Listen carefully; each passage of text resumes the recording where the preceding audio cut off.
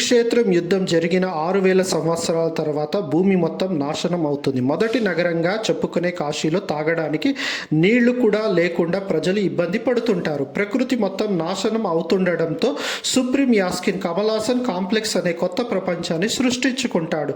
ప్రపంచంలో ఎక్కడా లేని వనరులు కాంప్లెక్స్లో ఉంటాయి. ఆ ప్రపంచంలోకి వెళ్ళాలి అంటే కనీసం 1 మిలియన్ యూనిట్ డబ్బులు ఉండాలి. ఆ యూనిట్స్ కోసము ప్రభాస్ చాలా ప్రయత్నాలు చేస్తుంటాడు. ప్రభాస్ అలియాస్ భైరవ, ఈయనకు ఒక ఆర్టిఫిషియల్ ఇంటెలిజెన్స్ మషిన్ ఉంటుంది. దాని పేరు వచ్చేసి బుజ్జి. మరోవైపు యాస్కిన్ అలియాస్ కమలాసన్ చేస్తున్న అన్యాయాలపై రెబల్స్ తిరుగుబాటు చేస్తుంటారు. కాంప్లెక్స్లో ప్రాజెక్ట్ కే పేరుతో సుప్రీం యాస్కిన్ ఓ ప్రయోగం చేస్తుంటాడు. గర్భంలో ఉన్న సమ్ 80 అలియాస్ సుమతి దీపికా పడుకోనే కాంప్లెక్స్ నుంచి తప్పించుకొని శంబాలా వెళుతుంది. అమితాబ్ బచ్చన్కి ప్రభాస్కి ఉన్న రిలేషన్ ఏంటి? ప్లీజ్. టోటల్గా మూవీ అయితే చాలా బాగుంది. మరి చాలా రోజుల తర్వాత ప్రభాస్కి ఒక pan India movie super duper hit అయిందని చెప్పొచ్చు. ఎందుకంటే నాగ్ అశ్విన్ గారి కథ బాగా చూపించినారనమాట, కల్కి కథని.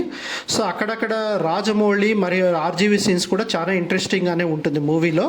దీంతోపాటు బ్రహ్మానందం కామెడీ కూడా చాలా బాగుంటుంది. మళ్ళీ ఆ తర్వాత బుజ్జికి వాయిస్ వచ్చేసి కీర్తి సురేష్ గారు ఇచ్చినారా, అక్కడ కూడా చాలా బాగానే వచ్చిందని చెప్పొచ్చు.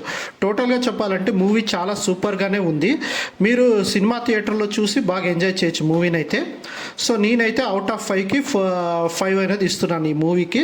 సంతోష్ నారాయణ బ్యాక్గ్రౌండ్ మ్యూజిక్ కూడా చాలానే బాగుంది. రెబల్స్కి మరి సుప్రీం యాస్కిన్ ఆర్మీకి జరిగే యుద్ధాన్ని కూడా భలే చూపించినారు. సో ఇదే రకంగా మరిన్ని విషయాలు తెలుసుకోవాలి అనుకునేదైతే నా యూట్యూబ్ ఛానల్ సబ్స్క్రైబ్ చేసుకోండి. ఇట్లు మీ హరీష్. Thank you.